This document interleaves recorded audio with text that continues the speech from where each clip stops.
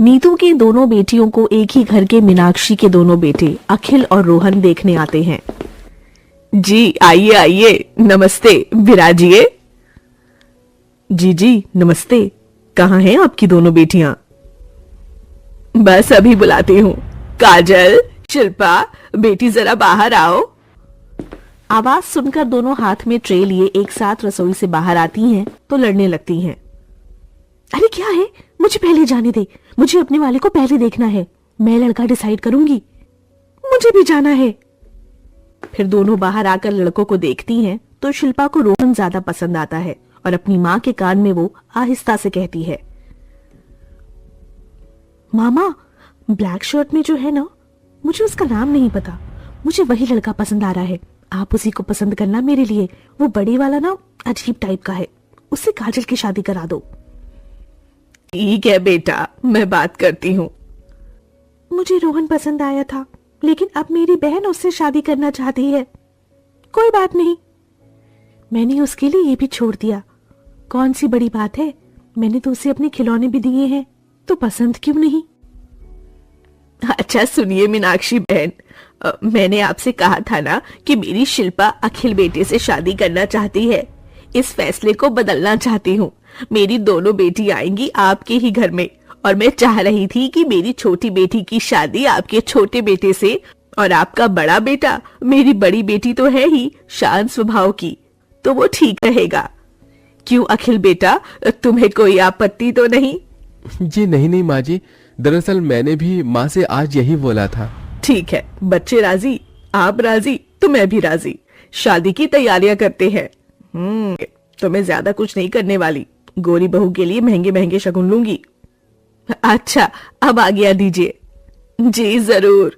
इस तरह मीनाक्षी अपने दोनों बेटों के साथ वहां दोनों बेटों से कहती है, गाड़ी निकालो, आज बहू को शादी का जोड़ा देना है ना शगुन में, तो उनके घर जाना है। उससे पहले ये सब सामान लेना है, तो कार्ड निकालो। माँ, भैया कर लेंगे, मैं अभी लैपटॉप पर थोड़ा काम कर रहा हूँ। हाँ माँ, मैं करता हूँ। फिर अखिल कार्ड निकालता है। दोनों भाई और मीनाक्षी कार में बैठ शॉपिंग के लिए निकल जाते हैं, जहाँ सास अपनी गोरी बहू के लिए सुंदर सुंदर गहने, तोहफे और लहंगा खरीदती है। वाह, ये मेरी बहू पर बहुत अच्छा लगेगा, मैं इसे ही खरीद लेती हूँ। भैया, इससे भी अच्छा कोई महंगा लहंगा है तो दे दो, और गहने भी दिखाना। जी, ये पूरा सेट लीजिए, दुल्हन के जोड़े का पूरे 2 लाख का है। दुल्हन की 2 जोड़ी चुन्नी, लहंगा, गहने, चूड़ा, सैंडल सब है इसमें। अरे बढ़िया है ये, और एक सस्ता सा थोड़ा लाल गुलाबी भी दिखाओ। ये लीजिए, ये 20,000 में आपको सब मिल जाएगा। ये ठीक है, उस काली चाय पत्ती के लिए। माँ, ये कितना महंगा और एक सस्ता, ये किसके लिए है? हाँ माँ, बताओ ना। अरे वो कल्लो माई, मतलब काजल, अखिल तेरी मंगेतर के लिए मैं ये ले रही हूँ, क्योंकि वो काली है, उस पर महंगी चीज क्या ही जचेगी, ना मेकअप दिखेगा, इसलिए। पर गोरी बहू पर तो सब जचेगा, इसलिए महंगा वाला उसके लिए। माँ, आपको दोनों के लिए बराबर करना चाहिए। खैर चलिए, लेट हो रहा है।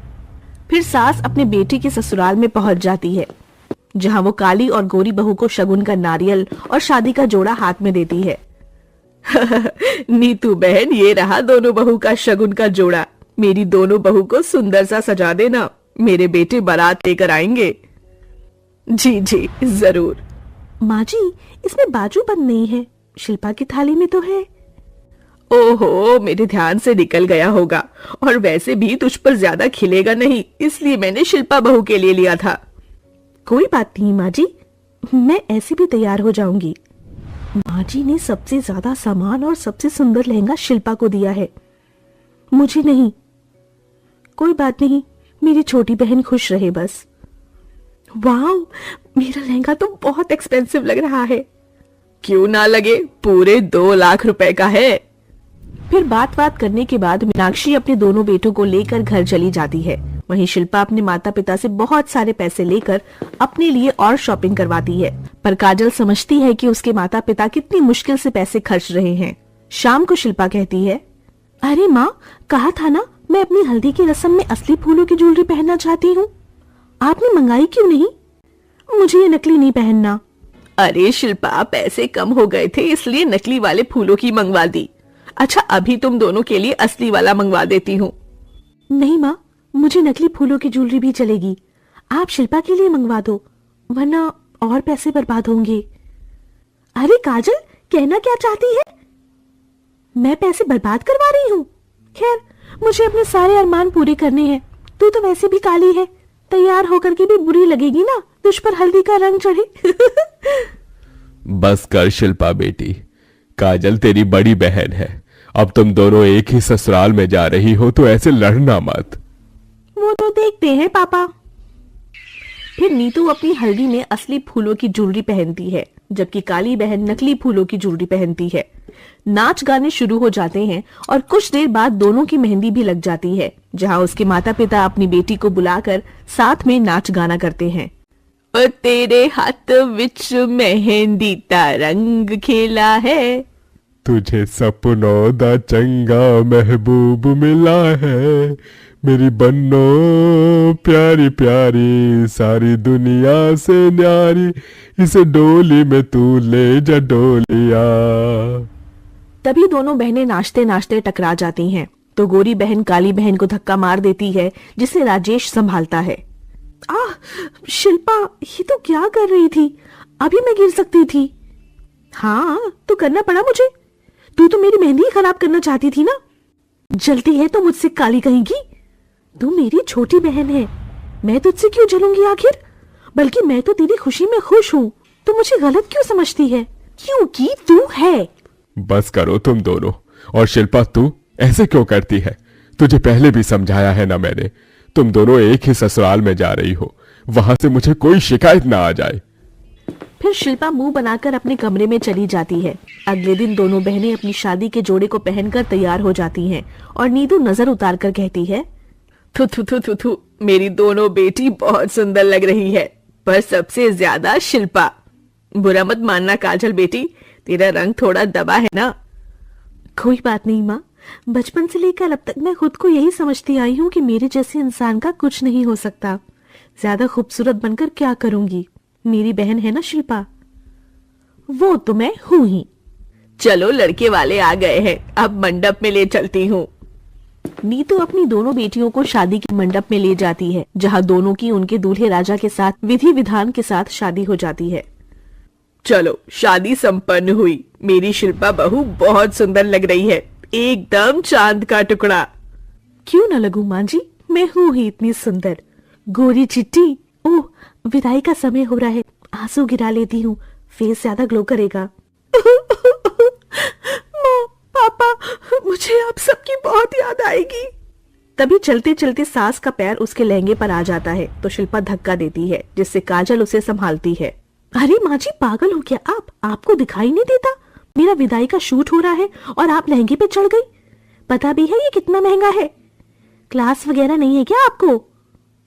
मेरी शादी की एल्बम बिगड़वाना चाहती हैं, और वो भी इतने सारे लोग हैं यहाँ पर। बहू, मुझसे अनजाने में हो गया था। शिल्पा तो पागल है, माँ जी को चोट भी लग सकती थी। हाँ तो अच्छी बात है, जैसा करेंगी वैसा ही होगा ना। ये सुन काजल तेज चाटा अपनी बहन को मारती है। शिल्पा, आज तक मैंने तेरी हर गलती को माफ किया है। तूने अपना मन चाहा किया है, लेकिन माँ जी को ऐसे नहीं बोलना चाहिए था, वो भी सबके सामने। बड़ों की इज्जत करना सीख ले। माँ जी इतने प्यार से तेरे लिए महंगा लहंगा लेकर आई और तू उन्हीं को सुना रही है। काजल बहू ने मेरा पक्ष लिया, लेकिन आज तक मैंने सिर्फ गोरी बहू के लिए सब कुछ किया। मुझे उसके काले रंग से नहीं तोलना चाहिए था। काजल बहू, सबके सामने तेरा शुक्रिया अदा कर रही हूँ और तुझसे माफी भी मांग रही हूँ।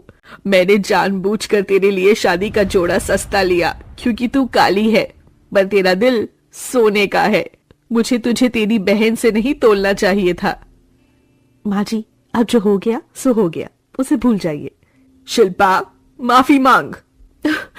मुझे माफ कर दीजिए माँ जी, मुझे अपनी गलती का एहसास हो गया है। और तू वीडियो वाले इसे क्यों शूट कर रहा है? पागल है क्या?